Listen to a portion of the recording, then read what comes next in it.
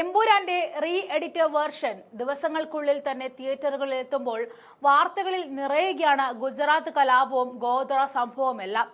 Editing ടേബിളിലെ കത്രിക കൊണ്ട് വേണമെങ്കിൽ അനിഷ്ടമുള്ള സംഭവങ്ങൾ വെട്ടിമാറ്റാം. എന്നാൽ ചരിത്രത്തിൽ നിന്നും ചോര കൊണ്ട് കളങ്കിതമായ ഗുജറാത്ത് കലാപവും പിന്നാമ്പുറ സംഭവങ്ങളും വെട്ടിമാറ്റുവാൻ സംഘപരിവാറും BJPയും എത്ര ആഞ്ഞു ശ്രമിച്ചാലും നടക്കില്ല എന്നതാണ് യാഥാർത്ഥ്യം. 1000-ലധികം പേർ ഒഫീഷ്യൽ റെക്കോർഡിലും 2000-ലധികം പേർ കൊല്ലപ്പെട്ടുവെന്നും അനൌദ്യോഗിക റിപ്പോർട്ടുമുള്ള ഗുജറാത്ത് കലാപത്തെ സ്വാഭാവികമാക്കി കാണിച്ചുകൊണ്ട് സംഘപരിവാർ ഹാൻഡിലുകളിൽ ഇരിക്കുന്നവർ ഗോദ്രയിലെ 59 പേരുടെ മരണത്തെ കാണാത്തത് എന്തെന്ന ചോദ്യമാണ് ഗുജറാത്ത് കലാപത്തെ അപലപിക്കുന്നവരോട് ചോദിക്കുന്നത്.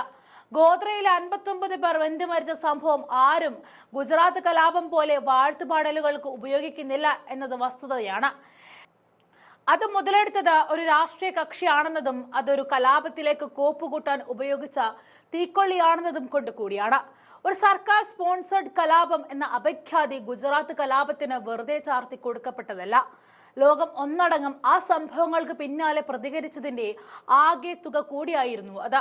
കലാപം ആസൂത്രണം ചെയ്തതിൽ നരേന്ദ്രമോദിക്കും പങ്കുണ്ട് എന്ന ആരോപണത്തെ തുടർന്ന് അമേരിക്ക നരേന്ദ്രമോദിക്ക് വിസ നിഷേധിക്കുന്നതിലേക്ക് വരെ കാര്യങ്ങൾ എത്തിയിരുന്നു. 2002-ലെ ഗുജറാത്ത് കലാപം അവസാനിപ്പിക്കുന്നതിൽ പരാജയപ്പെട്ടു എന്ന് ആരോപിച്ച് ബ്രിട്ടീഷ് സർക്കാരും മോദിക്കെതിരെ നയതന്ത്ര ബഹിഷ്കരണം നടത്തിയതും രാജ്യം സാക്ഷ്യം വഹിച്ചിരുന്നു. 2012 ഒക്ടോബറിൽ, അതായത് മോദി പ്രധാനമന്ത്രി ആകുന്നതിന് 2 വർഷങ്ങൾക്ക് മുൻപ് മാത്രമാണ് ഈ ബഹിഷ്കരണം അവസാനിച്ചതെന്നും വസ്തുതയാണ്. ഇനി വീണ്ടും സംഘപരിവാരം പറയുന്നത് പോലെ ആദ്യം ഗോദ്ര സംഭവത്തെക്കുറിച്ച് ചർച്ച ചെയ്താലും ഗുജറാത്തിന്റെ ചരിത്രത്തിലെ BJP സർക്കാരിന്റെ കാലത്തെ ചോരക്കറ മാറുകയില്ല. കേന്ദ്രവും ഗുജറാത്തും BJP ഭരിക്കുന്ന കാലത്ത് തന്നെയാണ് ഗോദ്രയും പിന്നാലെ ഗുജറാത്ത് കത്തുന്ന കലാപവും ഉണ്ടായത്. 2002 ഫെബ്രുവരി 27-നാണ് ഗുജറാത്തിലെ ഗോദ്രയിൽ സബർമതി എക്സ്പ്രസിന്റെ S6 കോച്ചിന് തീപിടിച്ച് 59 പേർ കൊല്ലപ്പെടുകയും ചെയ്തത്. അയോധ്യയിലെ ബാബരി മസ്ജിദ് തകർത്ത സ്ഥലത്ത് നിന്ന് രാമക്ഷേത്രം നിർമ്മിക്കുന്നതിന് വേണ്ടി വിശ്വ ഹിന്ദു പരിഷത്ത് നടത്തിയ പൂർണ്ണാഹൂതി മായായജ്ഞത്തിൽ പങ്കെടുത്ത് തിരിച്ചു വരികയായിരുന്ന കർസേവകരായിരുന്നു സബർമതി എക്സ്പ്രസിലുണ്ടായിരുന്നത്. ഇത് മുസ്ലിം ഭൂരിപക്ഷ മേഖലയായ ഗോദ്രയിൽ നടന്നു എന്നതാണ് കലാപത്തിലേക്ക് നീങ്ങാനുണ്ടായ സാഹചര്യം. സാധാരണ സമയത്തിലും മണിക്കൂറുകൾ വൈകിയെത്തിയ സബർമതി എക്സ്പ്രസ് 7:20-നും 7:25-നും ഇടയിൽ ഗോദ്രയ്ക്ക് സമീപം സിഗ്നൽ ഫാലിയിലാണ് കത്തിയമർന്നത്. കൂട്ടമായി എത്തിയ മുസ്ലിം ആക്രമി സംഘമാണ് ട്രെയിനിലേക്ക് മണ്ണെണ്ണയും പെട്രോൾ ബോംബും തീപ്പന്തവും എറിഞ്ഞതെന്നും ട്രെയിൻ ആകസ്മികമായി അകത്തെ ഭക്ഷണം പാകം ചെയ്യാൻ കർസേവർ കൊണ്ടുപോയ സ്റ്റവിൽ നിന്നും തീപിടിച്ച് കത്തിയതാണെന്നും അടക്കമുള്ള വാദങ്ങൾ ഉണ്ടായി. ഇതുമായി ബന്ധപ്പെട്ട 2 റിപ്പോർട്ടുകളാണ് 2 കമ്മീഷന്റേതായി ഉണ്ടായത്. ഗുജറാത്ത് പോലീസിന്റെ പ്രത്യേക സംഘം നടത്തിയ അന്വേഷണത്തിൽ ഗോദ്ര ട്രെയിൻ ആക്രമണം ആകസ്മികമായി സംഭവിച്ച ഒന്നല്ല എന്നും മറിച്ച് ഗൂഢാലോചനയുടെ അനന്തരഫലമാണെന്നുമുള്ള നിഗമനത്തിലെത്തി. മുഖ്യമന്ത്രി നരേന്ദ്രമോദി ഗൂഢാലോചന സിദ്ധാന്തം പറഞ്ഞതിന് പിന്നാലെയായിരുന്നു ഇത്. 2004-ലും 2008-ലുമാണ് ഈ സംഭവത്തെക്കുറിച്ച് 2 ജസ്റ്റിസ് കമ്മീഷൻ റിപ്പോർട്ടുകൾ വരുന്നത്.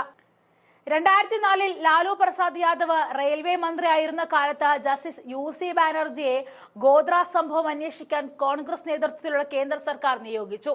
തീപിടിച്ചത് ട്രെയിനിനുള്ളിൽ നിന്നുമാണെന്നും ആകസ്മികമാണെന്നും justice UC Banerjee commission report സമർപ്പിച്ചു.